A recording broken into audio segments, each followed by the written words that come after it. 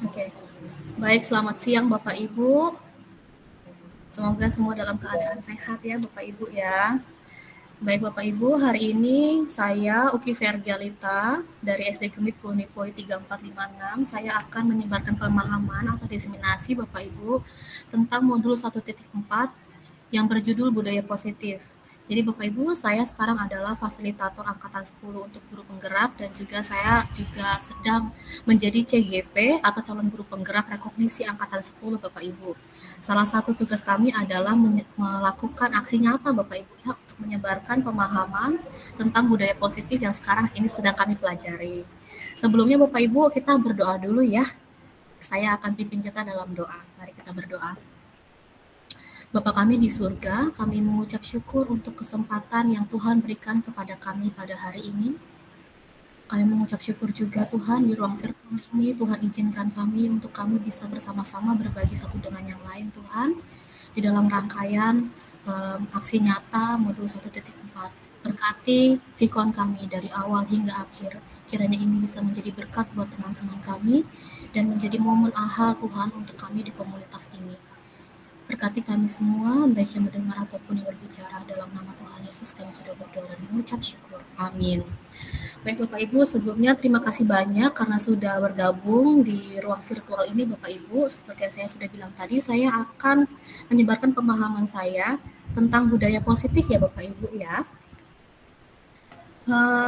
Ada 6 poin Bapak Ibu yang akan saya sampaikan di sini secara cepat saja sebenarnya. Kami mempelajari ini sekitar 1 bulan Bapak Ibu, tapi saya berusaha untuk merangkumnya Bapak Ibu, semoga menjadi berkat buat Bapak Ibu semua. Menjadi 6 hal ini Bapak Ibu ya. Yang pertama adalah disiplin positif dan juga nilai-nilai kebajikan universal Bapak Ibu. Kemudian yang kedua, teori motivasi, hukuman, penghargaan, restitusi. Nah, ini mungkin yang Bapak Ibu sering dengar, yaitu keyakinan kelas. Kemudian yang keempat adalah kebutuhan dasar manusia dan juga dunia berkualitas. Nah, yang menarik Bapak Ibu di sini adalah poin 5 dan 6 bagi saya ya, tapi semuanya sebenarnya menarik Bapak Ibu.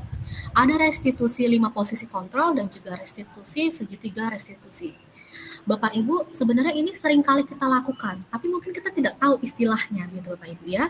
Jadi yang pertama, saya coba nih, mau tanya sama Bapak Ibu, tentang 3 pernyataan ini Bapak Ibu. Setuju atau tidak setuju? Kalau setuju, Bapak Ibu boleh tuliskan di kolom chat dengan angka 1. Kalau tidak setuju, Bapak Ibu bisa tuliskan di kolom chat angka 2. Ya, Bapak Ibu ya, kalau setuju Bapak Ibu bisa tuliskan di kolom chat angka 1. Kalau tidak setuju, Bapak Ibu bisa tuliskan di kolom chat angka 2. Saya akan bacakan satu-satu pernyataannya Bapak Ibu. Yang pertama dulu Bapak Ibu. Bapak Ibu setuju atau tidak setuju? Hukuman itu dapat mendisiplinkan anak-anak Bapak Ibu. Ibu Priska tidak setuju ya Bu Priska ya? Hukuman dapat mendisiplinkan anak-anak. Setuju atau tidak setuju Bapak Ibu?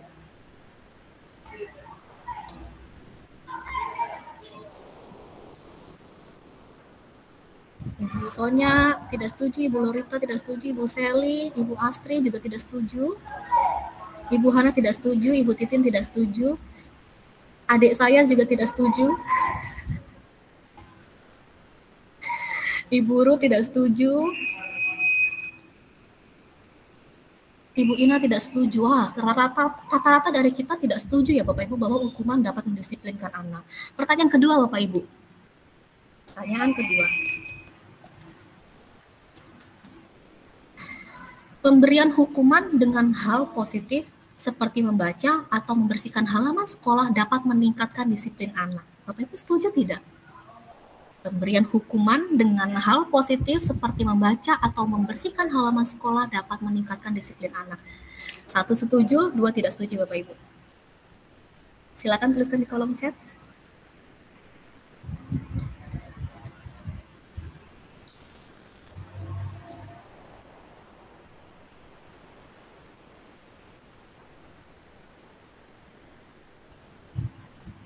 Pemberian hukuman dengan hal positif, membaca atau membersihkan halaman sekolah dapat meningkatkan disiplin anak. Apakah Bapak Ibu setuju?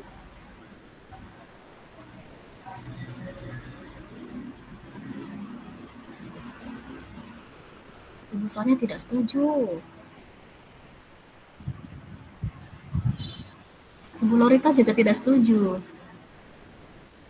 Ibu Titin tidak setuju, Ibu Astrid tidak setuju, Ibu Sally juga tidak setuju, Ibu Ina tidak setuju. Ya, rata-rata juga dari kita tidak setuju ya Bapak Ibu ya.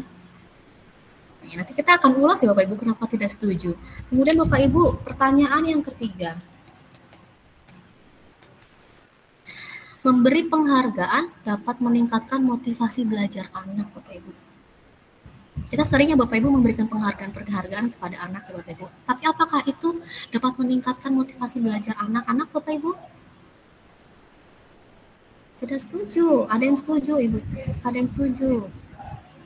Soalnya setuju. Bu Soli tidak setuju. Oke. Oke. Ada yang berbeda satu, Ibu Seli. Ibu Seli, Ibu Ferdi boleh tahu tidak kenapa kok Ibu Seli tidak setuju ya Bu Seli memberikan penghargaan dapat meningkatkan motivasi belajar anak?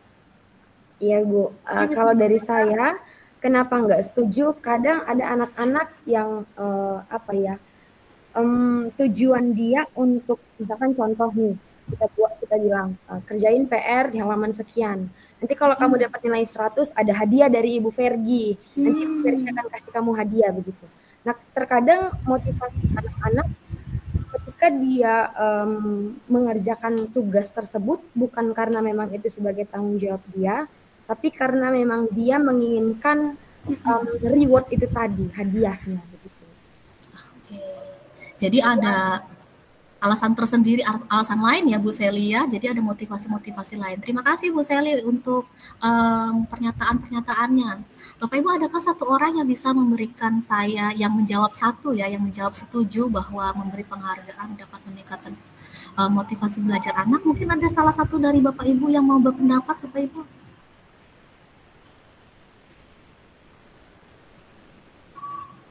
Kenapa kok setuju bahwa memberi penghargaan dapat meningkatkan motivasi belajar anak? Ada Bapak Ibu yang menjawab? Mungkin Ibu Titin, Ibu Ina, Ibu Sonia, Ibu Priska, Ibu Lorita, Ibu Ruth, Ibu Astri, adakah yang mau berpendapat? Saya mau coba ya Bu. Oh, silakan Bu Ina. Iya. Sebenarnya kalau memberikan penghargaan itu kan sifatnya umum gitu ya Bu ya, karena saya bilang juga nggak semua anak gitu, tapi ya umum lah seperti itu untuk beberapa anak. Nah, beberapa anak ini ketika diberikan penghargaan, misalnya dia menjawab benar, wah bagus sekali, keren, seperti itu, dia kayak ada rasa bangga seperti itu dan rasa ingin mengulanginya lagi seperti itu. Tapi memang ada beberapa anak yang mungkin tidak mempan hanya dengan penghargaan, mungkin perlu tindak lanjut seperti itu. Terima kasih. Baik, terima kasih Bu Ina dan Ibu Seli, dua point of view yang sebenarnya sama-sama benar Bapak Ibu. Ibu Seli dan Ibu Ina dan pendapat Bapak Ibu yang lain semuanya benar. Tergantung dari point of view kita ya Bapak Ibu ya. Saya akan lanjutkan Bapak Ibu. Pertanyaan pemantik ini untuk apa ya? Menyegarkan kita Bapak Ibu. Nanti Bapak Ibu bisa korelasikan dengan pertanyaan-pertanyaan pemantik saya dengan materi-materi yang akan saya berikan ya Bapak Ibu ya. Jadi yang pertama Bapak Ibu, kita akan belajar tentang disiplin positif dan juga nilai-nilai kebajikan universal Bapak Ibu. Bapak Ibu, coba Bapak Ibu, ada A dan juga B, ada Anda dan teman Bapak Ibu. Coba Bapak Ibu, di tempat Bapak Ibu sekarang sobeklah secari kertas, ya, sobeklah secari kertas, kemudian Bapak Ibu tolong tuliskan satu hal yang paling berharga yang Bapak Ibu merasa itu paling berharga.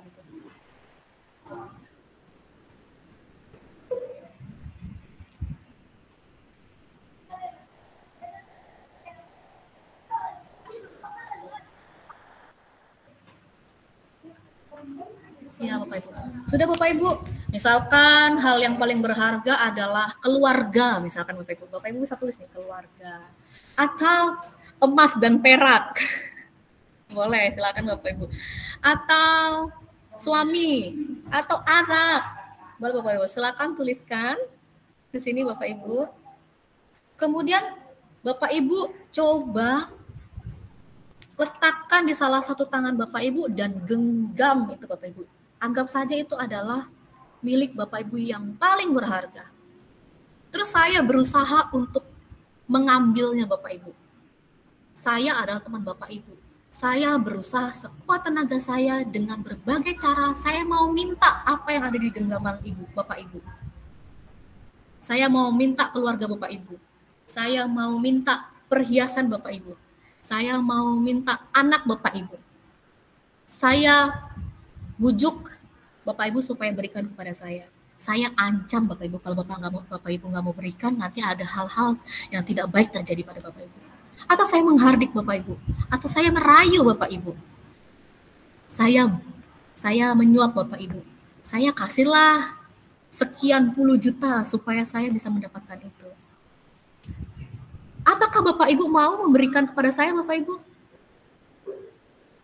Bapak Ibu yang mau memberikan kepada saya, coba kasih reaction love. Mau nggak Bapak Ibu kasih hal berharga yang ada di dalam genggaman tangan Bapak Ibu kepada saya?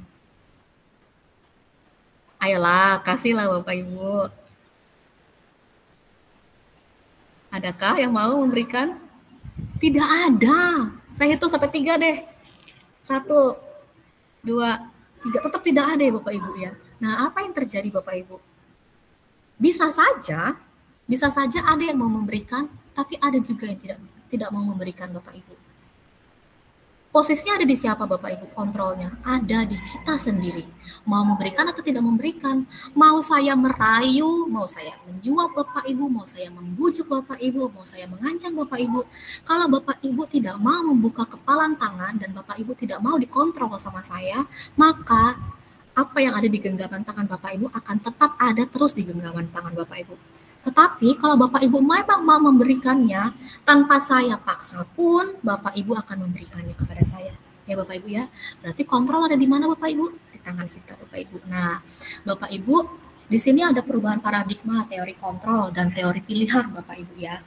Kita itu mempunyai kontrol dan juga mempunyai pilihan kita sendiri-sendiri Bapak Ibu. Seperti kita di dalam kelas Bapak Ibu, kita itu punya apa ya Bapak Ibu ya? Punya hak untuk mengontrol murid kita. Ada ilusi guru mengontrol murid dari istilah tadi ya Bapak Ibu, dari hal-hal yang saya sampaikan tadi. Guru bisa mengontrol murid.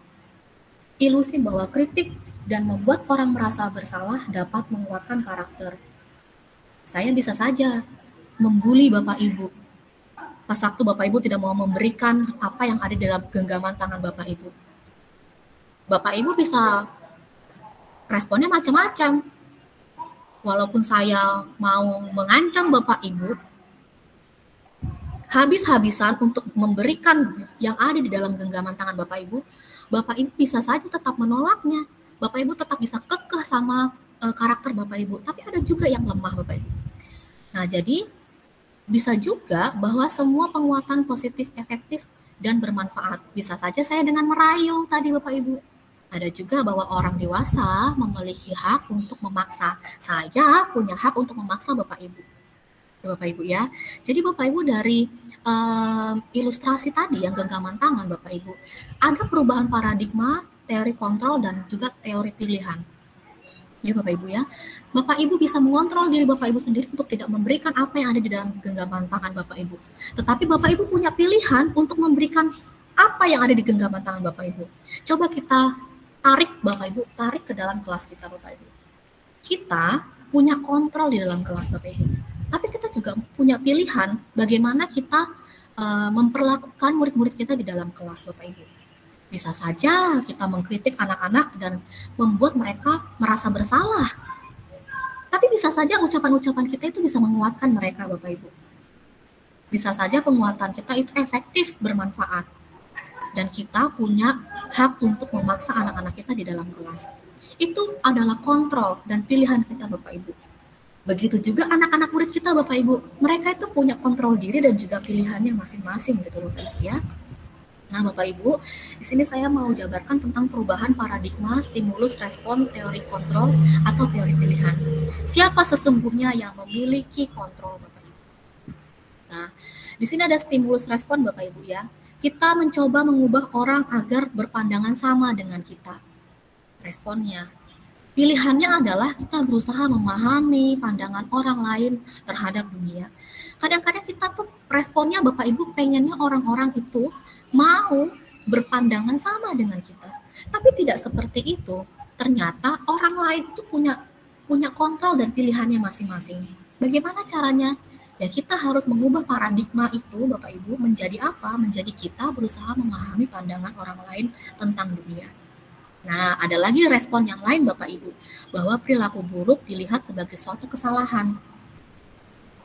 Sama di dalam kelas juga kita seperti itu ya Bapak Ibu ya. Kita lihat anak-anak kita nih buruk. Ini salah nih pasti. Tetapi kita seharusnya mengubah paradigma kita menjadi teori kontrol dan pilihan. Seperti apa jadinya? Oh, semua perilaku memiliki tujuan. Kadang-kadang kita sering ngejudge ya Bapak Ibu orang lain ataupun anak-anak kita di dalam kelas. Duh, anak ini nakal nih. Tanpa kita tahu apa sih tujuan mereka? Apakah mereka cari perhatian atau apa? Itu terjadi juga dengan orang-orang dewasa ya Bapak Ibu ya. Nah, kita punya pemikiran bahwa orang lain bisa mengontrol saya. Nah, tetapi ada Bapak Ibu teori kontrol dan pilihan bahwa hanya Anda yang bisa mengontrol diri Anda sendiri. Atau stimulus responnya adalah saya bisa mengontrol orang lain.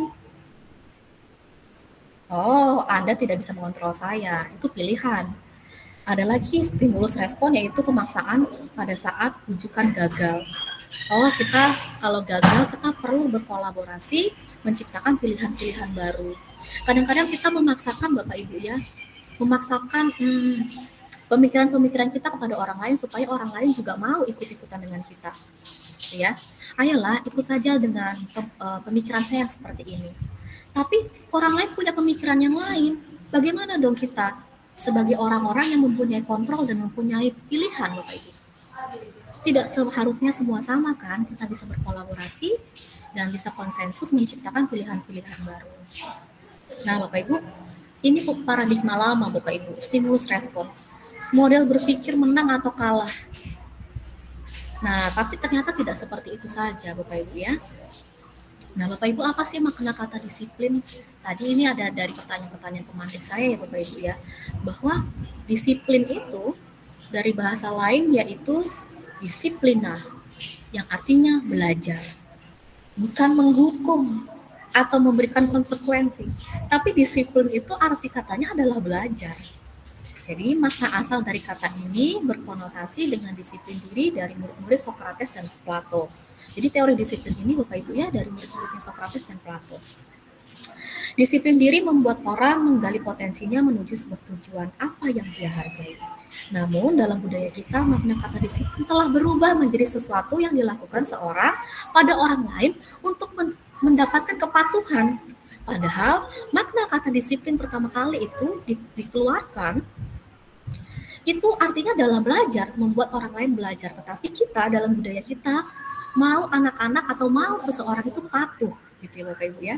Jadi kecenderungan umum adalah menghubungkan kata disiplin dengan ketidaknyamanan. Nah makanya kenapa kita selalu melihat pendisiplinan itu kita bisa diskusi panjang lebar dan tidak nyaman. Padahal pada dasarnya disiplin sebelum-sebelumnya itu adalah tujuannya untuk belajar, bukan dengan apa yang kita hargai atau pencapaian suatu tujuan murid ya Bapak Ibu ya.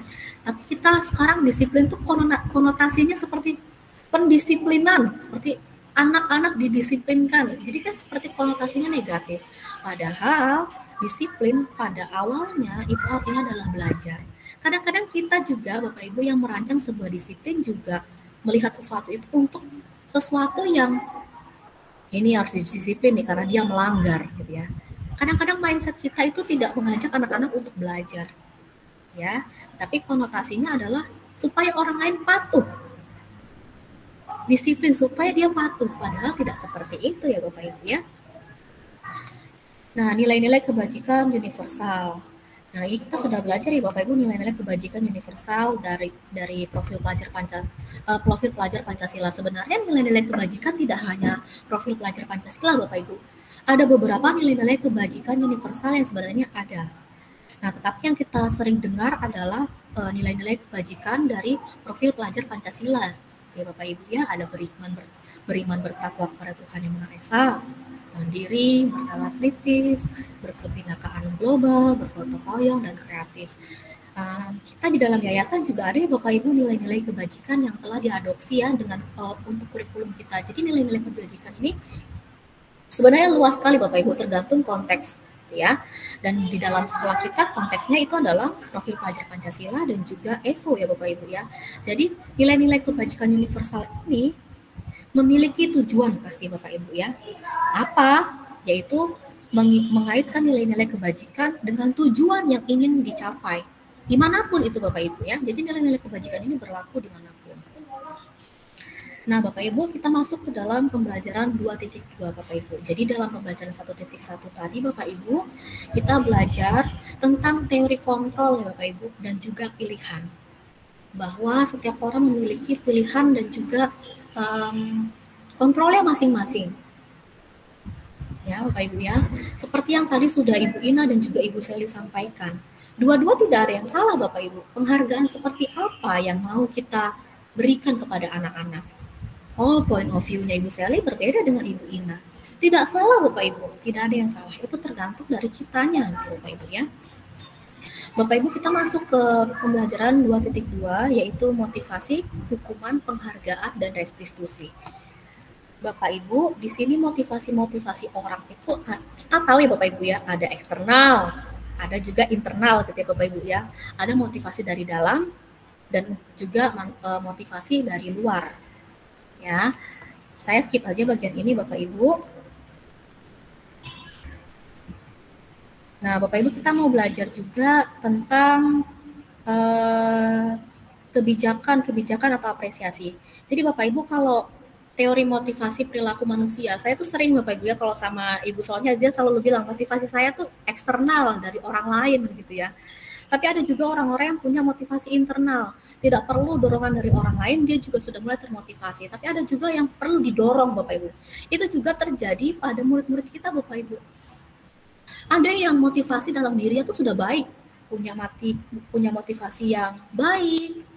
Tidak perlu kita tuh dorong-dorong lagi, dia sudah punya motivasi belajar yang baik. Nah, makanya kita kalau di rapat tuh Bapak Ibu selalu bilang ya, dia tidak ada motivasi. Sebenarnya bukan tidak ada motivasi Bapak Ibu. Motivasinya tuh tergantung, kita perlu gali. Motivasinya tuh dari luar kah atau dari dalam diri kah? Kalau memang motivasinya adalah motivasi eksternal Bapak Ibu, maka kita tidak bisa paksakan gitu ya. Tidak bisa paksakan anak-anak itu punya motivasi internalnya sendiri. Dia perlu didorong, dia perlu didukung oleh orang-orang di luar sekitar dia Bapak Ibu ya. Nah, orang-orang dengan motivasi eksternal dihubungkan dengan disiplin tadi Bapak Ibu ya. Biasanya orang-orang motivasi eksternal berpikir seperti ini Bapak Ibu. Untuk menghindari ketidaknyamanan atau hukuman, apa yang akan terjadi apabila saya melakukannya. Itu dia dari eksternal Bapak Ibu. Atau untuk mendapatkan imbalan dari orang lain, institusi. Apa yang akan saya dapatkan apabila saya melakukannya? Itu orang-orang dengan motivasi eksternal Bapak Ibu. Tetapi berbeda dengan orang-orang dengan motivasi internal. Dia akan berpikiran saya akan menjadi orang yang seperti apa bila saya melakukannya. Dia tahu tujuan-tujuannya Bapak Ibu. Tapi orang-orang dengan motivasi eksternal tidak seperti itu. Dia akan berpikir apa ya yang akan terjadi jika tidak melakukannya, apa yang akan saya dapatkan, gitu. Bukan berarti dia tidak punya motivasi, ada, tetapi berbeda Bapak Ibu ya. Nah, berbeda dengan orang-orang motivasi internal. Saya akan jadi apa ya? Dia melihat kepada dirinya sendiri, itu kalau motivasi internal. Bapak Ibu ya. Ada lagi bentuk program kebajikan, yaitu apresiasi. Dalam memberikan apresiasi atau pengakuan perlu diingat beberapa hal Bapak Ibu. Beri pengakuan secara khusus, beri pengakuan secara pribadi, beri pengakuan apabila semua murid atau bergantian. Semuanya harus dapat. Beri pengakuan secara konsisten, fokus pada proses. Nah Bapak Ibu, kita di dalam kelas, saya bersyukur Bapak Ibu ya, saya kalau melihat teman-teman di dalam kelas-kelas itu memberikan apresiasi. Bapak Ibu, apresiasi itu bukan hanya dalam bentuk barang, ya. Apresiasi itu bisa dalam bentuk pengakuan atau pujian. Oh, kamu sudah bisa, kamu sudah bisa di bagian ini, kamu sudah bisa berkembang di bagian ini. Biasanya Bapak Ibu pengakuan-pengakuan atau apresiasi yang diberikan itu bentuknya khusus Bapak Ibu, personal, pribadi. Dan semuanya mendapatkan apresiasi atau pengakuan itu secara bergantian Bapak Ibu ya. Nah Bapak Ibu, apresiasi itu biasanya diberikan secara konsisten. Tapi memang kelemahan kita ya Bapak Ibu ya, sebagai seorang guru yang, aduh Bu Fergie, banyak sekali anak-anakku di kelas ini gitu ya. Bagaimana caranya bisa konsisten? Nah Bapak Ibu, kita itu butuh proses juga untuk memberikan apresiasi. Semuanya Bapak Ibu ya. Jadi Bapak Ibu, untuk Bapak Ibu yang sedang berproses termasuk saya untuk memberikan apresiasi-apresiasi atau pengakuan di dalam kelas, itu bentuk-bentuknya bisa seperti ini Bapak Ibu ya. Secara khusus, secara pribadi, semua proses berfokus pada prosesnya. Jadi saya kadang-kadang berpikir Bapak Ibu, setelah saya mendapatkan materi ini, saya langsung melihat pada diri saya sendiri. Wah, berarti waktu saya bilang good job kepada semua kelas, itu mungkin bukan bentuk apresiasi yang sesungguhnya gitu ya. Karena apresiasi yang baik itu adalah apresiasi yang khusus, kita fokus pada prosesnya. Kita melihat proses anak-anak itu di dalam kelas seperti apa, satu-satu diberikan pengakuan ataupun apresiasi. Karena setiap anak-anak itu unik dan tidak bisa semuanya disamakan. Nah, ini juga susah Bapak Ibu ya. Pasti butuh effort yang sangat tinggi terhadap memberikan apresiasi atau pengakuan-pengakuan seperti yang ideal seperti ini Bapak Ibu. Tapi tentunya kita perlu berproses. Nah, Bapak Ibu, contoh-contoh pengakuan apresiasi kebajikan tuh bisa seperti ini, Bapak Ibu. Ini ada pembuka nilai kebajikannya dan juga situasinya. Saya berikan 3 contoh ya, Bapak Ibu ya. Kemarin saya perhatikan rasa empatimu besar sekali pada saat menolong murid baru di kelas kita. Nah, ini kan berarti khusus ya, Bapak Ibu, dan pribadi. Dan nilai kebajikannya terlihat di sini. Jadi pembukanya kemarin Ibu Fergie perhatikan, nah nilai kebajikan apa yang dia tunjukkan?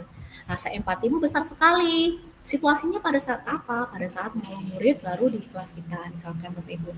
Atau di dalam konteks yang lain, saya menghargai kepedulianmu pada teman kamu, pada saat kamu membantu teman-temanmu di dalam tugas kelompok. Nah, jadi Bapak Ibu bisa membuat pengakuan-pengakuan atau apresiasi kebajikan seperti ini Bapak Ibu ya. Kenapa kok dia diberi nama apresiasi kebajikan Bapak Ibu? Karena ada nilai-nilai kebajikan yang dituangkan di dalam kita memberikan apresiasi. Mungkin ini bisa menolong Bapak Ibu ya kalau memberikan feedback atau umpan balik kepada anak-anak. Nah, ini juga Bapak Ibu. Yang ketiga ini, mungkin untuk anak-anak yang taat pada kebersihan ya Bapak Ibu ya, berproses dalam hal kebersihan. Bisa dengan seperti ini, terima kasih untuk rasa tanggung jawabmu pada saat kamu memungut kertas-kertas yang berserakan di lantai. Jadi ada nilai kebajikan. Kebajikan apa? Rasa tanggung jawab. Atau saat anak-anak kita sedang berusaha berproses untuk membantu teman-temannya di dalam tugas kelompok. Nah, kita bisa memberikan apresiasi dengan nilai kebajikan kepeduliannya. Bapak Ibu ya, jadi ini mungkin bisa menjadi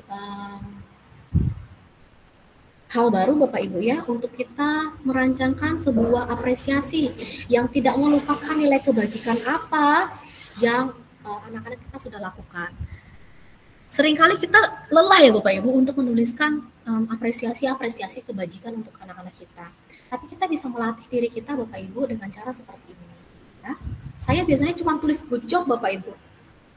Wah, saya jadi merasa, wah berarti saya selama ini tidak mengapresiasi kebajikan-kebajikan atau tidak mengakui kebajikan-kebajikan yang mereka buat selama ini. Karena saya hanya template good job gitu ya. Jadi saya mulai bertobat ya sepertinya Bapak Ibu. Kemudian ini ada tindakan guru dan juga konsekuensi. Bapak Ibu, saya langsung bahas saja ya. Bapak Ibu, hukuman dan konsekuensi itu berbeda Bapak Ibu. Saya berikan contohnya. Mencatat 100 kali di dalam buku kalimat saya tidak akan terlambat lagi. Atau saya tidak akan nakal lagi ke teman.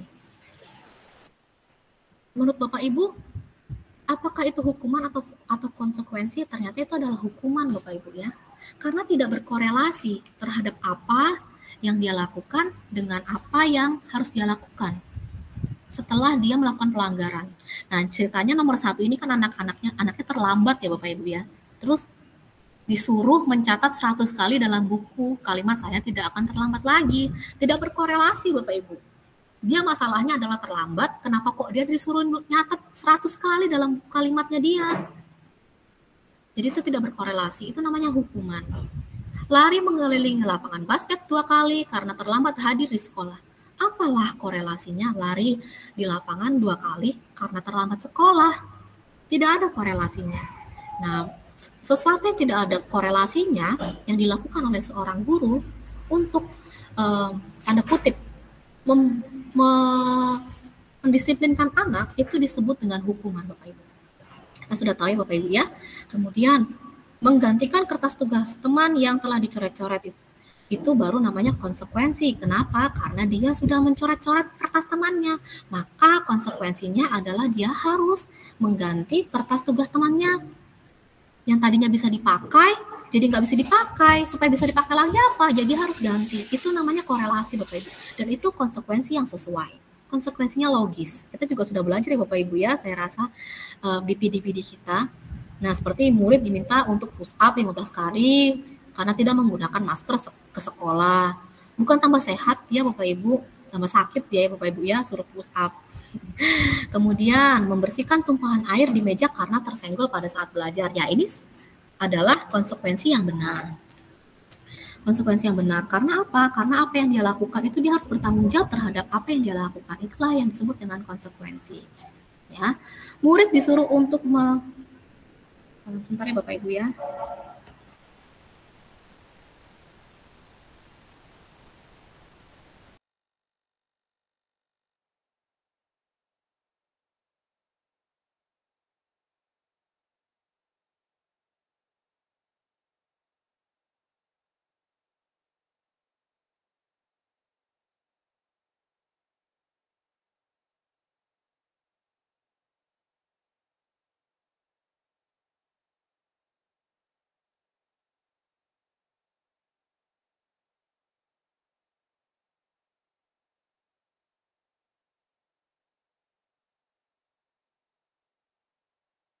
Tunggu sebentar ya Bapak Ibu ya.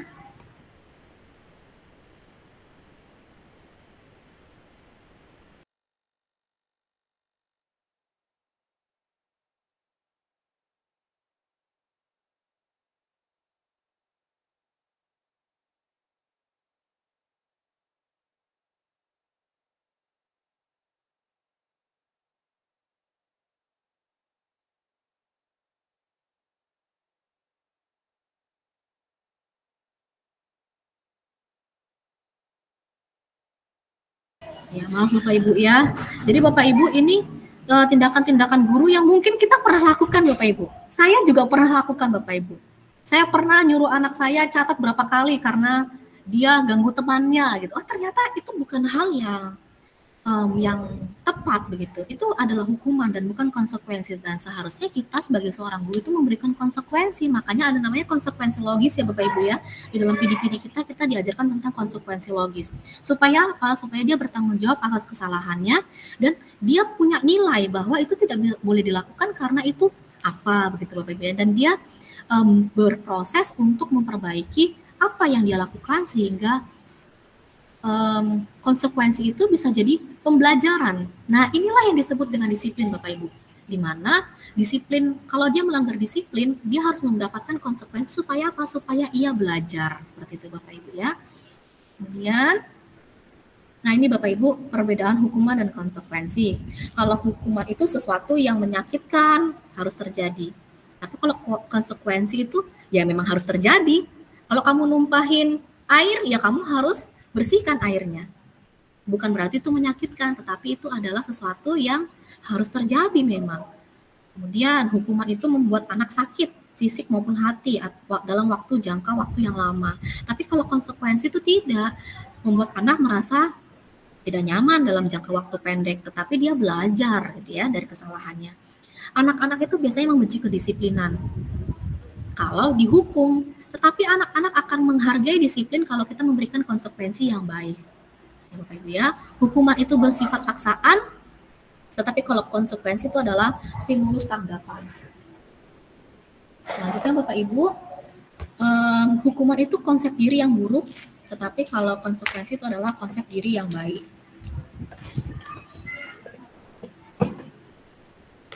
Selanjutnya, Bapak Ibu, kalau hukuman itu anak belajar untuk menyembunyikan kesalahan, tetapi kalau konsekuensi, anak belajar untuk mematuhi peraturan. Kalau kita berikan hukuman, anak itu rasa marah, rasa bersalah, dipermalukan, merasa tidak dihargai. Tetapi kalau konsekuensi itu biasanya kita membuat anak kehilangan haknya, dibuat tidak nyaman untuk sementara waktu. Makanya kadang-kadang ada ya Bapak Ibu ya, anak-anak kita yang diberikan konsekuensi karena dia tidak bertanggung jawab mengerjakan tugasnya, tidak bisa manajemen waktu dengan baik, biasanya waktunya diambil, misalkan waktu istirahatnya, begitu, karena dia harus belajar untuk memanajemen waktu dengan baik. Contohnya seperti itu. Saya akan lebih cepat ya Bapak Ibu ya. Nah ini Bapak Ibu restitusi. Restitusi adalah proses menciptakan kondisi bagi murid untuk memperbaiki kesalahan mereka, sehingga mereka bisa kembali pada kelompok mereka dengan karakter yang lebih kuat. Restitusi juga merupakan proses kolaboratif yang mengajarkan murid untuk mencari solusi dari masalah mereka dan membantu berpikir tentang orang seperti apa yang mereka ingin menjadi. Saya pengen jadi seperti apa sih? Jadi itu pakai restitusi Bapak Ibu. Dari kesalahan kita dorong anak-anak supaya dia itu punya pemikiran atau punya tujuan yang mulia. Aku mau seperti apa ya? Aku mau berubah jadi anak yang seperti apa ya setelah aku melakukan kesalahan ini dan itu gitu Bapak Ibu ya.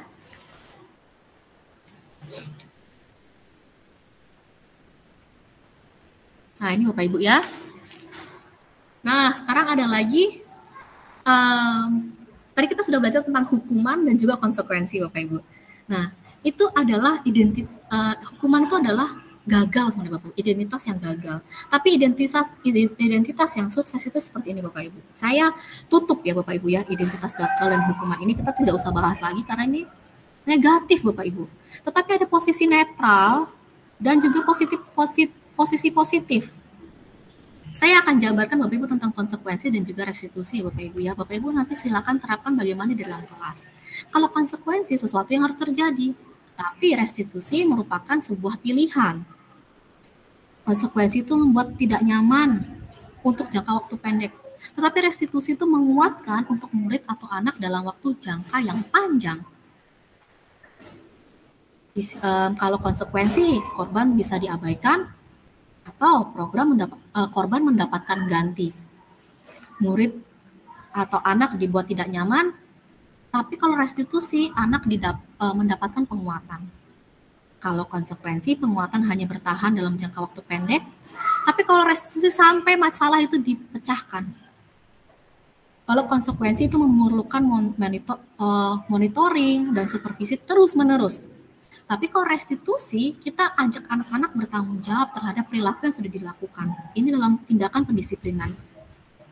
Kalau konsekuensi membantu penerapan mengikuti peraturan dalam masyarakat, tetapi kalau restitusi fokus pada pemecahan masalah dalam waktu jangka panjang.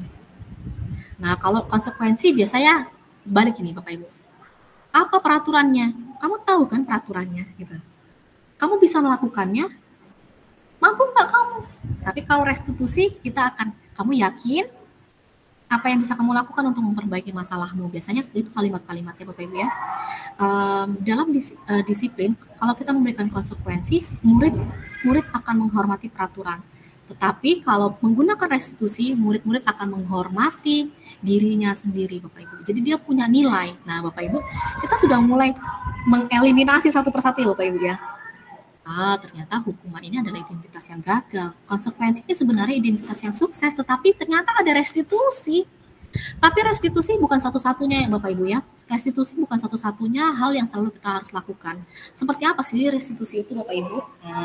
Bapak Ibu ya, restitusi bukan untuk menebus kesalahan, tapi belajar dari kesalahan. Memperbaiki hubungan, tawaran bukan paksaan. Restitusi menuntut anak melihat ke dalam diri. Restitusi mencari kebutuhan dasar yang mendasari tindakan. Restitusi adalah cara yang paling baik.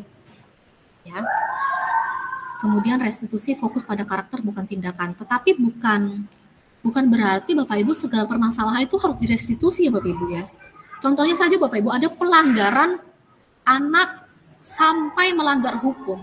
Nah itu nggak usah restitusi lagi Bapak Ibu. Itu langsung ke pihak yang berwajib misalkan begitu Bapak Ibu ya. Restitusi, kita sebagai guru tuh harus kreatif dalam mendisiplinkan anak Bapak Ibu. Nah restitusi inilah yang bisa kita lakukan. Tetapi kalau hal-hal itu misalkan sudah melanggar hukum, ya itu tidak usah capek-capek restitusi lagi, Bapak Ibu sudah melanggar hukum, tetapi bisa ada waktu-waktu yang kita bisa lakukan untuk merestitusi anak ini. Nanti saya akan jelaskan Bapak Ibu ya, tahap-tahapan restitusi. Nah ini keyakinan kelas Bapak Ibu. Sebelum saya masuk ke restitusi, nanti itu pada pembelajaran 4 dan 5 Bapak Ibu ya. Kita sering sekali membuat peraturan kelas ya Bapak Ibu ya. Lalu apa dong perbedaan keyakinan kelas dengan peraturan kelas Bapak Ibu ya? Saya mau skip dari situ. Nah, Bapak Ibu, ini biasanya peraturan kelas. Peraturan kelas kita adalah satu, misalkan di dalam kelas harus hand signal. Kalau mau minum harus jari 2. Kalau mau ini dan itu harus seperti itu. Atau seperti apa. Di dalam peraturan kelas ada yang lebih besar lagi yaitu keyakinan kelas. Keyakinan kelas ini biasanya sifatnya abstrak Bapak Ibu, kalimat-kalimatnya juga abstrak. Nah, saat kita memiliki peraturan kelas, kita bisa membuat keyakinan kelas yang sifatnya lebih universal Bapak Ibu ya. Dan itu akan membuat lingkungan yang lebih positif di dalam kelas, sehingga barulah bisa tercipta budaya positif Bapak Ibu. Ya, jadi dalam budaya positif itu, kalau memang sekolah kita sudah memiliki budaya positif, pasti ada lingkungan yang positif, memiliki keyakinan kelas dan memiliki peraturan kelas. Lalu apa bedanya Bu Fergi? Bapak Ibu ya. Ini ada 2 hal Bapak Ibu.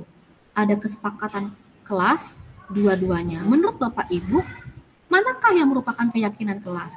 Bapak Ibu, keyakinan kelas itu sifatnya universal. Saya akan memberikan contoh ya Bapak Ibu ya. Yang peraturan pertama dari TK Dharma Wanita Persatuan 1. Datang tepat waktu, mengucapkan salam, menjaga kebersihan sekolah, berdoa sebelum dan sesudah kegiatan, aktif dalam pembelajaran dan juga tertib. Atau kesepakatan yang kelas yang benar itu, kami guru dan murid yang saling menyayangi, kami murid yang semangat belajar, kami murid yang peduli dengan teman-teman. Nah Bapak Ibu, dari kedua ini yang merupakan keyakinan kelas itu adalah ini Bapak Ibu ya. Karena sifatnya universal. Bagaimana cara kita lihat itu adalah keyakinan kelas? Karena dengan membaca satu hal ini, misalkan begini Bapak Ibu ya. Kami guru dan murid yang saling menyayangi. Saat kita punya keyakinan kelas bahwa guru dan murid harus saling menyayangi, lalu apa yang boleh dan tidak boleh dilakukan? Nah, biasanya keyakinan kelas ini sifatnya luas seperti ini ya Bapak Ibu ya, abstrak, tetapi di dalam pemikiran anak-anak mereka sudah tahu apa yang boleh dan tidak boleh kami lakukan, gitu ya. Bukan peraturan-peraturan yang detail-detail dan kecil-kecil, gitu. Tetapi keyakinan yang dia juga pegang, sehingga kalau keyakinan kelas kami adalah guru dan murid saling menyayangi, berarti aku nggak boleh apa dong? Oh, aku nggak boleh pukul temanku, aku tidak boleh penyela saat guruku berbicara. Aku tidak boleh membuli temanku. Aku harus saling membantu dengan temanku. Jadi dari satu keyakinan kelas ini Bapak Ibu bisa menghasilkan pemahaman-pemahaman atau keyakinan-keyakinan yang banyak sekali. Jadi mereka jadi tahu dari satu keyakinan kelas aku nggak boleh apa, aku boleh apa. Seperti itu Bapak Ibu ya. Nah ini Bapak Ibu, kita bisa sebenarnya pakai diagram atau tabel P dan G Bapak Ibu ya. Kalau aku hormat, aku tuh terdengar seperti apa sih? Misalkan peraturan kelas kita, keyakinan kelas kita adalah harus saling hormat. Berarti terlihat seperti apa? Oh, terlihat berempati, memegang barang milik orang lain dengan izin, itu adalah hormat. Oh, terlihat orang-orang mendengarkan dengan seksama. Oh, terlihat senantiasa berbuat dan juga berbagi. Terlihat dari apa lagi? Nah, bisa seperti Bapak Ibu ya. Atau hormat itu terdengar seperti apa sih? Oh, terdengar saat dia bilang, yuk saya bantu. Oh, hormat itu terdengar saat kita bisa selesaikan ini sama-sama. Atau terima kasih, tolong ya, permisi, boleh saya pinjam, itu adalah biasanya ucapan-ucapan dari orang-orang yang menghormati satu dengan yang lain. Atau berperilakunya, oh orang hormat itu biasanya mereka tersenyum ramah. Nah, jadi Bapak Ibu dari satu keyakinan kelas, saling hormat, anak-anak langsung tahu mereka harus terlihat seperti apa, berperilaku seperti apa, berbicara seperti apa. Nah, inilah yang disebut dengan keyakinan kelas, Bapak Ibu. Tidak spesifik, tetapi sangat luas sekali. Mereka tahu apa yang harus mereka lakukan, apa yang harus mereka dengar, apa yang harus mereka bicarakan. Atau pakai tabel T, Bapak Ibu. Tabel T ini maksudnya ini, Bapak Ibu ya. Ini dan juga ini. Tampak seperti apa? Oh, orang hormat itu dia datang tepat waktu, dia menyapa temannya, dia mengembalikan barang temannya, mengucapkan terima kasih. Oh, tampak seperti itu orang hormat. Lalu tampak seperti apa orang tidak hormat? Oh, dia hadir terlambat, tak acuh kepada teman dan guru, tidak mengembalikan barang yang telah dipinjam. Jadi Bapak Ibu, dari satu keyakinan kelas yaitu saling menghormati, anak-anak itu sudah memiliki pemikiran yang holistik Bapak Ibu tentang saya harus seperti apa, saya tidak harus seperti apa. Jadi kita tidak perlu lagi membuat peraturan-peraturan yang sangat detail sekali. Nah, tapi Bapak Ibu, keyakinan kelas ini memang harus disepakati sama anak-anak Bapak Ibu ya. Biasanya itu kita bisa diskusikan di awal pelajaran atau awal tahun ajaran Bapak Ibu ya. Nah, Bapak Ibu, ini adalah seperti tadi ya, membedakan peraturan atau keyakinan kelas. Kalau peraturan selalu kembalikan buku ke tempatnya, tapi kalau keyakinan kelas bertanggung jawab. Saat dia punya keyakinan kelas bertanggung jawab, dia tidak hanya mengembalikan buku pada tempatnya Bapak Ibu. Tidak hanya buku, semua hal dia harus kembalikan pada tempatnya. Itu adalah keyakinan kelas bertanggung jawab. Oh, dilarang mengganggu orang lain. Itu kita bisa pakai keyakinan kelasnya menghormati orang lain. Atau menghormati orang lain dan berkomitmen. Itu adalah keyakinan kelas. Biasanya peraturannya seperti apa? Hadir di sekolah 15 menit sebelum pembelajaran dimulai. Itu adalah peraturan, tetapi keyakinan kelasnya apa? Saat kita menghormati orang lain dan kita berkomitmen, maka kita tidak akan pernah terlambat. Kita akan hadir tepat waktu. Ya Bapak ya. Di saat kita dilarang melakukan kekerasan, kita tahu bahwa keyakinan kelasnya adalah keselamatan dan juga menghargai orang lain.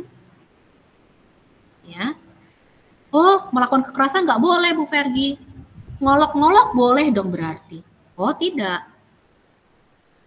Ya, tapi kita harus jabarkan, oh tidak boleh melakukan kekerasan, tidak boleh ngolok teman, tidak boleh, kan jadi panjang sekali Bapak Ibu ya. Tapi kita bisa menggunakan keyakinan kelas yaitu keselamatan dan juga menghormati orang lain. Kemudian ada peraturan, dilarang menggunakan narkoba. Oh berarti kalau yang lain boleh dong. Oh tidak, keyakinan kelasnya apa? Kita harus menjaga kesehatan. Ya, ini adalah salah satu hal yang tidak boleh dilakukan. Oh, tidak boleh menggunakan narkoba, berarti merokok boleh dong. Kan tidak ada di peraturan. Oh, tidak. Tetapi anak-anak kita ajak untuk mempunyai keyakinan bahwa harus menjaga kesehatan. Kalau dia mempunyai keyakinan bahwa harus menjaga kesehatan, maka dia tidak akan melakukan hal-hal yang bisa membahayakan kesehatannya. Oke, Bapak Ibu ya. Jadi banyak hal-hal Bapak Ibu yang mungkin kita perlu lihat kembali. Saya yakin Bapak Ibu ini sudah terjadi di dalam ruang kelas kita dengan sangat baik. Nanti Bapak Ibu silakan praktekkan ya Bapak Ibu ya. Kalau peraturan tuh mungkin kita akan ribet dengan detail ya Bapak Ibu. Tetapi kalau saat kita di dalam kelas memiliki keyakinan kelas, mereka sudah akan tahu. Ini tadi ya tabel T ya. Mana yang tidak boleh, tampak seperti apa dan tidak tampak seperti apa. Mana yang boleh dan tidak boleh saat mereka belajar tentang keyakinan. Ya. Nah Bapak Ibu, ini adalah kebutuhan dasar manusia dan dunia berkualitas. Bapak Ibu, manusia ini termasuk kita dan juga murid-murid kita. Semua mempunyai kebutuhan sebagai berikut. Kebutuhan dasar manusia, kasih sayang dan rasa diterima. Bapak Ibu, kita kalau tidak ada yang memberikan kasih sayang dan menerima kita, wah Bapak Ibu bisa bayangkan tidak apa Bapak Ibu. Kita mungkin menjadi kayak yang lemes-lemes gitu Bapak Ibu ya. Kemudian kebutuhan dasar manusia itu adalah kesenangan. Jadi jangan sedih-sedih terus ya Bapak Ibu ya. Nah, kita juga harus berbijaksana dalam hal kesenangan ini Bapak Ibu ya. Tapi itu adalah kebutuhan dasar manusia. Apa yang menjadi hobi kita itu kan kesenangan ya Bapak Ibu ya. Kemudian penguasaan, kebebasan, dan juga bertahan hidup. Ini adalah 5 kebutuhan dasar manusia. Semua manusia termasuk murid kita Bapak Ibu. Ya. Jadi kebutuhan dasar manusia ini harus dipenuhi. Kadang-kadang Bapak Ibu, kenapa anak-anak kita itu kadang-kadang cari perhatian? Ya karena kebutuhan dasar dia adalah kasih sayang dan rasa diterima. Kenapa anak-anak kita itu pengennya main? Karena dia punya kebutuhan dasar yaitu kebebasan. Kenapa kok mereka nih kayaknya mau bercanda terus? Oh, mereka punya kebutuhan dasar yaitu kesenangan. Kenapa kok ada anak-anak yang kadang-kadang suka perintah temannya ya? Dia punya kebutuhan penguasaan. Kenapa kita butuh makan? Ya karena kita butuh bertahan hidup. Bapak Ibu kadang-kadang saat kita melihat anak-anak kita itu mungkin tidak sesuai dengan apa yang kita ekspektasikan, kadang-kadang kita perlu lihat ya Bapak Ibu ya kebutuhan dasar manusia ini. Sebenarnya Bapak Ibu banyak sekali contoh-contoh ya Bapak Ibu yang bisa saya paparkan untuk kebutuhan dasar manusia sebagai alasan-alasan kenapa anak-anak kita itu kadang-kadang seperti melakukan hal-hal mencari perhatian. Kenapa sih dia ulang-ulang terus? Oh ternyata dia tidak dapat kasih sayang di rumah. Dia tidak diterima di rumah. Oh dia di sekolah nih suka main lari-lari karena dia di rumah nggak punya kebebasan. Inilah kebutuhan dasar manusia. Kadang-kadang kebutuhan dasar manusia karena kita manusia berdosa, kadang-kadang kita pakai itu untuk hal-hal yang tidak baik ya Bapak Ibu ya. Makanya itu kita perlu punya keyakinan kelas ini Bapak Ibu untuk menolong kita supaya kebutuhan-kebutuhan dasar mereka itu terpenuhi dengan baik Bapak Ibu, dengan hal yang benar. Ya, konteksnya harus positif. Nah, Bapak Ibu ini ada 5 posisi kontrol. Siapapun ini Bapak Ibu ya. Tadi kita sudah bahas ya Bapak Ibu ya di awal ya Bapak Ibu ya. Banyak sekali posisi kontrol. Mau memaksakah kita? Atau mau merayukah kita? Atau mau menghardikkah kita? Atau seperti apa? Bapak Ibu ada 5 posisi kontrol. Penghukum, pembuat orang merasa bersalah, teman, pemantau, atau manajer. Ini adalah 5 posisi kontrol kita sebagai manusia, terutama guru Bapak Ibu. Ya. Kita itu seperti apa sih? Kalau penghukum itu biasanya menghardik, menunjuk-nunjuk, menyakiti kamu ya. Itu penghukum. Kamu saya hukum, keliling lapangan, itu penghukum Bapak Ibu. Atau berkata, kamu tidak melakukan, awas ya, kamu rasain nanti ya. Nah, itu penghukum Bapak Ibu. Atau sesuatu yang membuat anak-anak tidak nyaman Bapak Ibu. Dan hasilnya itu akan menjadi anak-anak itu memberontak, kemudian menyalahkan orang lain, dan dia kadang-kadang jadi bohong karena apa? Takut dihukum. Ya Bapak Ibu ya. Kadang-kadang anak-anak kita tuh berpikir seperti ini, biarin aja, nanti juga marah-marah lagi. Karena gurunya suka menghukum, biar aja nanti dia marah-marah lagi. Besoknya dia ulangin lagi. Itu adalah posisi atau kontrol yang perlu kita hindari Bapak Ibu. Karena ini adalah identitas yang sangat gagal saat kita menjadi guru yang menghukum, posisi penghukum. Atau membuat orang rasa bersalah. Ibu tuh kecewa ya, ceramah, seharusnya kamu tuh gini, harusnya kamu tuh nggak boleh begini, membuat dia merasa bersalah. Harusnya kamu kan udah tahu, ibu tuh capek sekali, ibu stres sama kamu, jadi buat dia rasa bersalah. Akhirnya dia bilang apa? Maaf ya Bu, kemudian dia rasa rendah diri. Ini adalah identitas yang gagal, kontrolnya dari luar Bapak Ibu. Dapatnya dari siapa? Dari kita sebagai seorang guru. Kalau ini dalam konteks dalam hubungan murid dan guru Bapak Ibu ya. Atau ini adalah identitas yang berhasil tapi kontrolnya dari luar juga, yaitu sebagai teman dan juga sebagai pemantau. Biasanya berbuatnya itu membuatkan alasan-alasan untuk muridnya. Ayolah, lakukan ini demi ibu, itu kalau teman ya. Masa kamu tidak mau? Ingat tidak ibu pernah bantu, itu sebagai teman Bapak Ibu. Tetapi hasilnya adalah apa Bapak Ibu? Dia lemah, tidak mandiri, bergantung.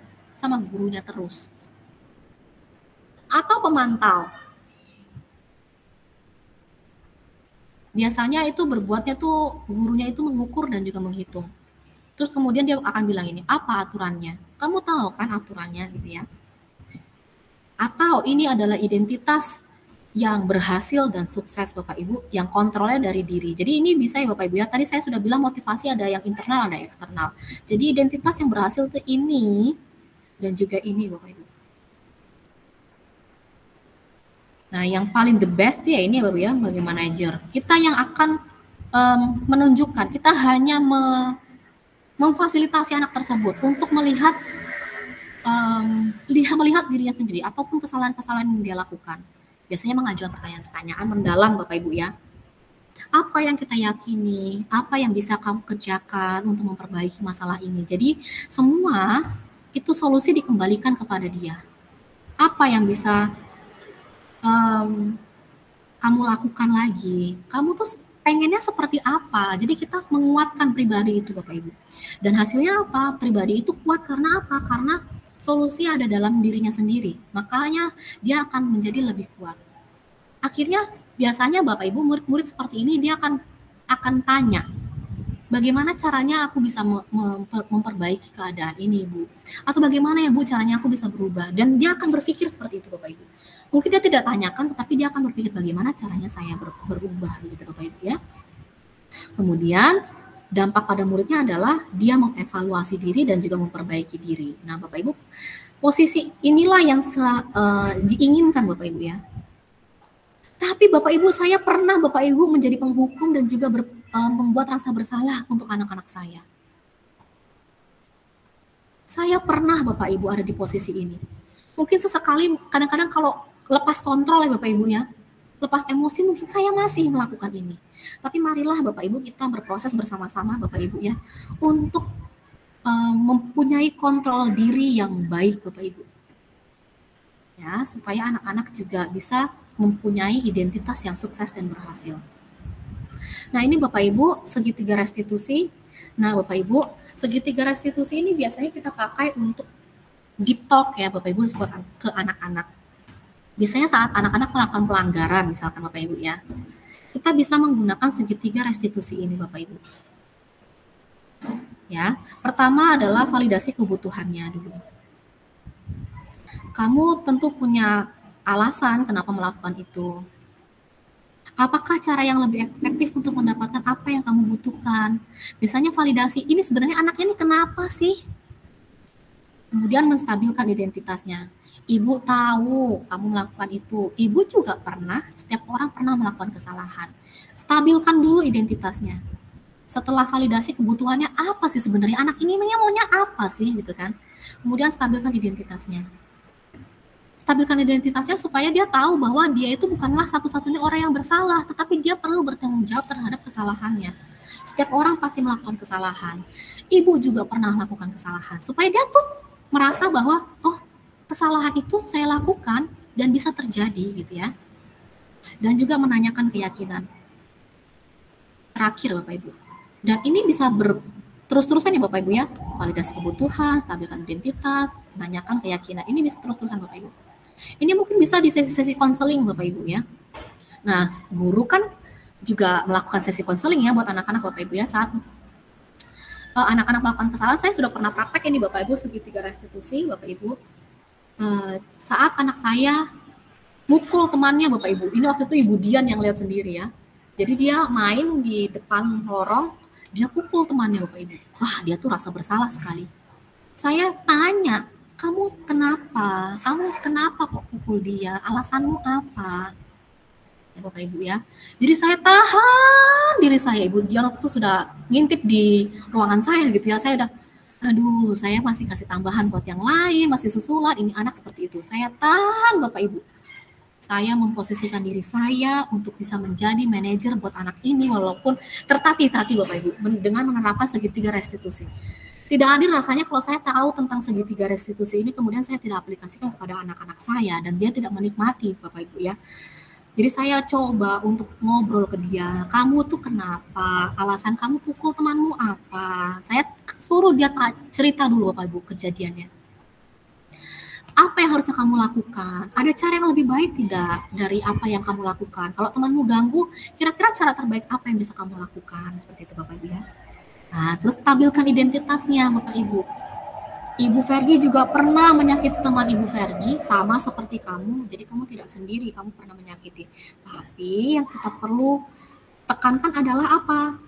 Tapi apa nilai-nilai yang kita sepakati? Memang semua orang pernah melakukan itu. Tapi kita harus ingat bahwa dia harus punya nilai yang dia yakin dari dalam diri. Oh iya Bu, yang nilai-nilai yang kita sepakati bahwa dalam kelas kita harus saling menghargai. Saya tempel Bapak Ibu ya, di kelas saya karakteristik kelas yang baik saling menghargai. Nah berarti nilai-nilai yang kita sepakati adalah saling menghargai.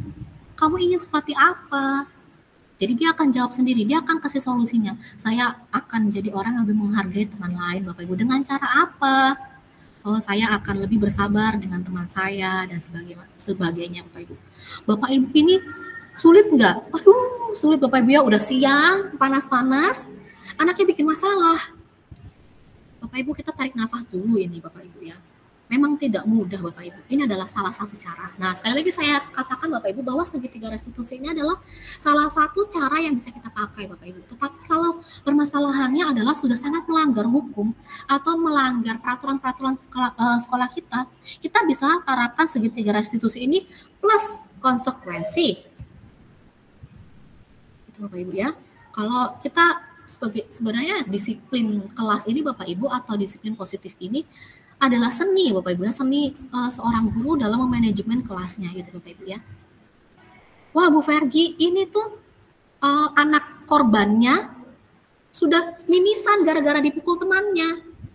Apakah kita harus menerapkan segitiga restitusi ini dulu kepada pelakunya? Oh ya tidak, selamatkan dulu korbannya gitu ya Bapak Ibu ya. Jadi ini adalah salah satu hal yang bisa Bapak Ibu lakukan untuk deep talk sama anak-anak Bapak Ibu. Mungkin ini bisa dilakukan di sesi-sesi konseling ya Bapak Ibu ya, pada anak-anak. Ya Bapak Ibu, nah ini yang lebih detailnya Bapak Ibu ya. Untuk stabilkan identitas, berbuat salah itu hal yang manusiawi, tidak ada manusia yang sempurna. Bapak Ibu juga pernah berbuat salah, kita pasti bisa menyelesaikan permasalahan ini. Ya, Bapak Ibu tidak tertarik mencari tahu apa yang benar, siapa yang salah. Kita bisa sesuaikan Bapak Ibu ya, bisa pakai kalimat-kalimat yang mana, atau kita bisa biasanya kita seorang guru tuh Bapak Ibu punya insting tersendiri ya untuk mengatakan sesuatu kepada anak-anak kita, untuk mengorek sebuah permasalahan dari anak-anak kita. Kita bisa modifikasi Bapak Ibu ya.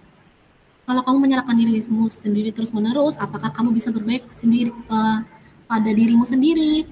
Nah, tapi ini tidak berlaku untuk anak yang sudah benar-benar tahu dan sengaja kesalahannya. Ya, Bapak Ibu ya. Kemudian validasi kebutuhannya, sebenarnya kamu tuh butuhnya apa sih? Apa yang penting buat kamu? Kamu bisa melakukannya dengan baik esok hari. Kemudian menanyakan keyakinan. Kelas yang ideal itu seperti apa sih? Kamu maunya seperti apa? Kamu mau jadi anak seperti apa? Nah, menanyakan keyakinan ini Bapak Ibu kadang-kadang kita bisa mendapatkan solusi dari anak itu ya Bapak Ibu ya. Oh, saya mau seperti ini Bu. Saya mau seperti ini Bu. Nah, tadi barusan Bapak Ibu saya dapat secari kertas Bapak Ibu ya. Secari kertas ada catatan guru dan juga tanda tangan guru. Itu dari anak kelas 5. Saya baca, ini pasti gurunya sudah deep talk sama dia ya, Ibu Wulan ya. Anak-anak itu berjanji gitu Bapak Ibu ya, bahwa dia menuliskan kesalahannya itu apa, kemudian dia meyakinkan, dan saya lihat, wah ini bagus sekali nih cara gurunya nih. Jadi dia mengajak anak ini untuk kembali merefleksikan apa yang dia lakukan, kemudian di dalam situ Bapak Ibu, dituliskan juga bahwa apa yang dia bisa lakukan untuk dia bisa mengubah perilakunya dia Bapak Ibu. Saya juga lihat Ibu Sela juga tanda tangan ke anak itu si Evan ya Bapak Ibu ya. Jadi bagus sekali gitu Bapak Ibu ya. Ternyata kita sudah menerapkan beberapa hal yang mungkin kita bisa lakukan dengan lebih baik gitu Bapak Ibu ya. Jadi situ ada keyakinan mereka bahwa anak ini bisa berubah dengan cara apa, dan dia punya apa ya Bapak Ibu ya, target. Saya akan berubah, saya berjanji, saya tidak akan mengganggu teman saya lagi. Dan di situ juga ditulisnya juga Bapak Ibu ya, Saya mengganggu teman saya karena saya senang, dia bilang gitu, Bapak Ibu. Nah, jadi sepertinya segitiga restitusi ini sudah diterapkan oleh salah satu guru kita dan saya senang sekali Bapak Ibu. Oh, Ibu Wulan ini bisa jadi aksi nyata Bapak Ibu ya. Ibu Wulan mungkin bisa sharing kepada kita di dalam kelas cara salah satu orang guru untuk melihat fenomena di dalam kelasnya Bapak Ibu. Capek juga ya Bapak Ibu ya marah-marah, tetapi kita bisa pakai segitiga restitusi ini menyadarkan anak dengan lebih kalem, lebih enak gitu Bapak Ibu ya, dan anak-anak bisa mencari solusinya sendiri. Semoga berhasil Bapak Ibu, dan Bapak Ibu perlu tahu bahwa segitiga restitusi ini bukan stuck ya Bapak Ibu ya. Oh, stabilkan identitas, validasi kebutuhan, menanyakan keyakinan, udah sampai situ aja. Tidak, kalau dia masih lagi, bisa ini jadi siklus Bapak Ibu, terus lagi, seperti itu Bapak Ibu ya. Jadi, segitiga restitusi ini bisa kita pakai untuk melakukan disiplin kelas, atau kita bisa mengorek informasi dari anak-anak, atau cara kita untuk menstabilkan disiplin di dalam kelas kita Bapak Ibu. Nah Bapak Ibu, ini ada intervensi 30 detik. Selain segitiga restitusi ya Bapak Ibu ya, segitiga restitusi ini kan butuh waktu yang lama Bapak Ibu untuk mengorek anak-anak ini ya. Ada lagi anak-anak yang tidak bisa mengungkapkan apa yang ada di pikirannya, itu lebih sulit lagi. Nah kita bisa pakai intervensi 30 detik. Intervensi ini bisa membantu murid kembali ke tujuan semula dengan cukup singkat dan dengan cara yang lebih baik gitu Bapak Ibu ya. Tidak konfrontasi gitu Bapak Ibu. Pertanyaan-pertanyaan yang bisa diajukan biasanya dikemukakan oleh seorang pemantau dan manajer, guru yang memantau dan manajer Bapak Ibu ya, posisi kontrol tadi Bapak Ibu ya. Nah biasanya guru-guru yang mengambil posisi kontrol sebagai pemantau dan manajer akan melakukan intervensi 30 detik ini Bapak Ibu. Apakah kamu ingin berbuat baik? Dia kontrol, dia pantau. Apakah saat ini kamu sedang menjadi orang yang sedang kamu inginkan? Anak itu sendiri yang akan jawab. Apakah kamu bisa mengubah kegiatan atau perilaku kamu saat ini menjadi sikap yang lebih membantu, lebih baik? Wajarkah kamu melakukan kesalahan ini? Bisakah kita memperbaikinya? Apakah yang kamu lakukan saat ini sudah oke? Kapan kamu siap untuk memulai? Peraturannya apa? Ini biasanya guru-guru yang mengambil posisi kontrol sebagai pemantau dan manajer. Bapak Ibu, posisi kontrol pemantau dan manajer dan sebagai teman itu adalah posisi kontrol yang dianjurkan Bapak Ibu ya, yang boleh gitu ya. Tapi yang tidak boleh itu adalah marah ya Bapak Ibu ya, penghukum dan pembuat rasa bersalah. Bapak Ibu, jadi Bapak Ibu ini yang bisa saya sampaikan. Padat sekali Bapak Ibu, sebenarnya satu saja itu bisa menghabiskan waktu yang sangat banyak. Misalkan segitiga restitusi Bapak Ibu, kita bisa gali lebih dalam lagi, atau kebutuhan 5 kebutuhan manusia itu kita bisa gali lebih dalam lagi. Tapi karena posisi kita waktunya sangat terbatas Bapak Ibu, semoga ini walaupun sepotong-sepotong bisa jadi masukan buat kita semua Bapak Ibu ya, dan membantu Bapak Ibu di dalam kelas untuk melakukan disiplin ya, terutama guru-guru dalam kelas Bapak Ibu. Bapak Ibu, bisakah Bapak Ibu saya meminta tolong Bapak Ibu untuk menuliskan refleksi dari 4 pertanyaan ini Bapak Ibu. Yang pertama adalah hal baru apa yang mengubah paradigma saya yang saya dapatkan. Kira-kira dari sesi saya hari ini Bapak Ibu, hal baru apa yang Bapak Ibu dapatkan. Kemudian perasaan yang muncul selama mengikuti sesi, peran seperti apa yang setelah saya lakukan selama mengikuti modul ini, atau selama Bapak Ibu menjadi guru Bapak Ibu itu perannya seperti apa sih? Ya. Apakah Bapak Ibu akan menjadi guru seperti apa setelah mengikuti modul ini atau mengikuti sesi ini Bapak Ibu? Mungkin Bapak Ibu bisa saya berikan waktu untuk menuliskannya di kolom chat ya Bapak Ibu ya.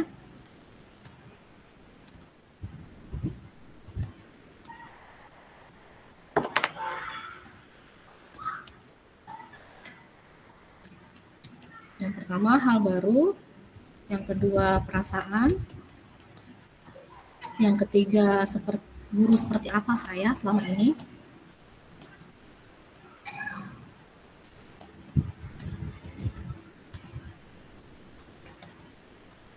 dan yang keempat adalah setelah ini saya mau jadi guru seperti apa.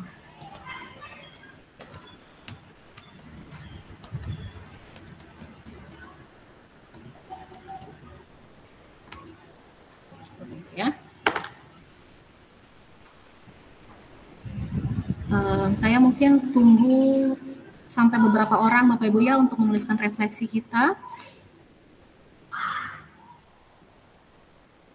Sambil Bapak Ibu guru menuliskan refleksi, mungkin ada hal-hal yang mau disampaikan, boleh Bapak Ibu?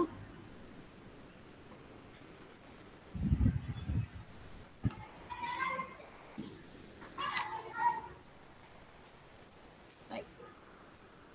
Kalau tidak ada, saya masih tetap tunggu Bapak Ibu ya refleksinya.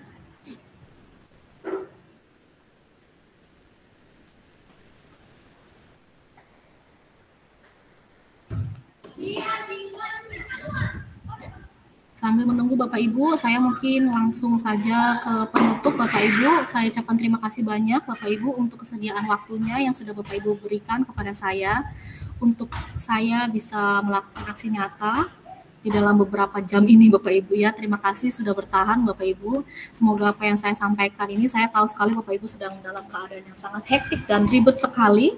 Terima kasih sudah meluangkan waktunya. Semoga materi yang saya bawakan ini bisa menjadi inspirasi ataupun berkat ya Bapak Ibu ya. Mungkin tidak bisa semua diaplikasikan. Mungkin saya mau belajar dulu buat keyakinan kelas mungkin. Atau saya mau belajar menerapkan segitiga restitusi dulu mungkin.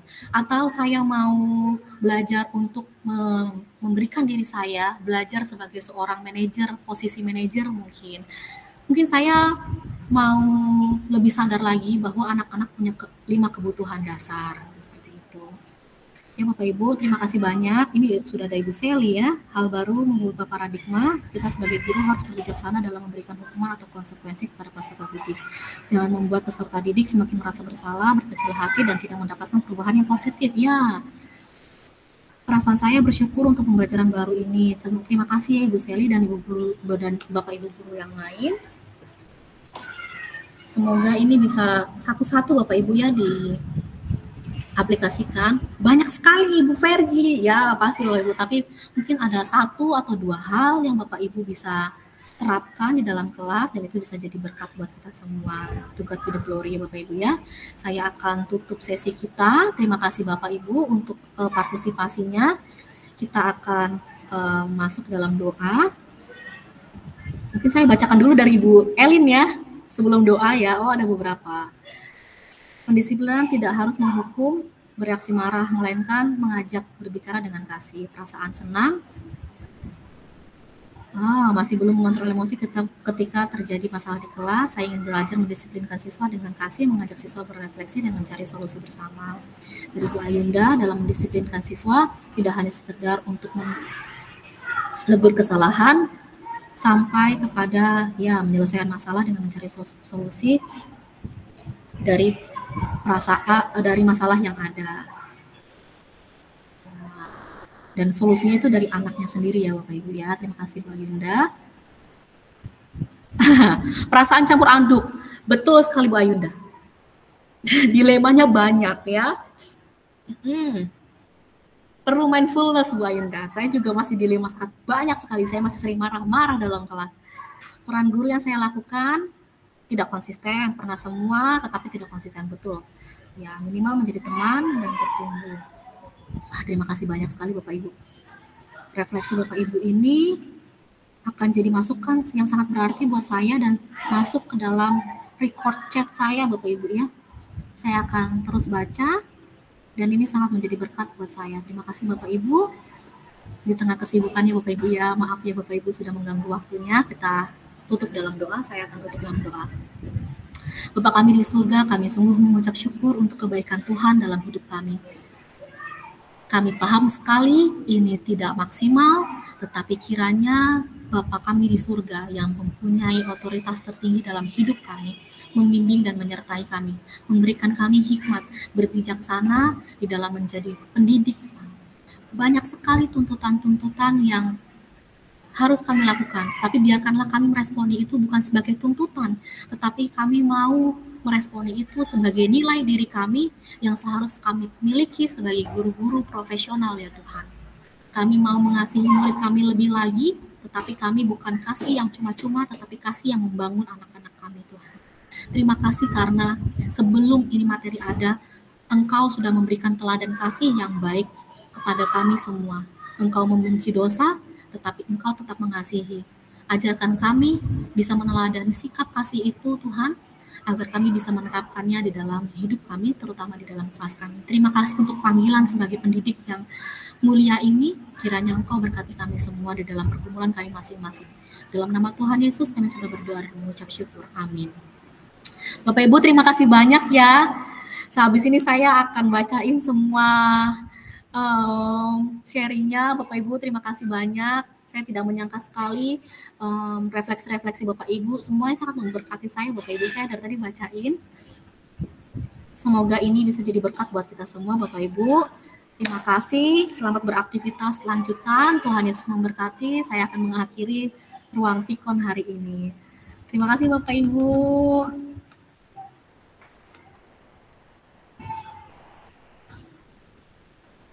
Bapak Ibu silakan boleh live.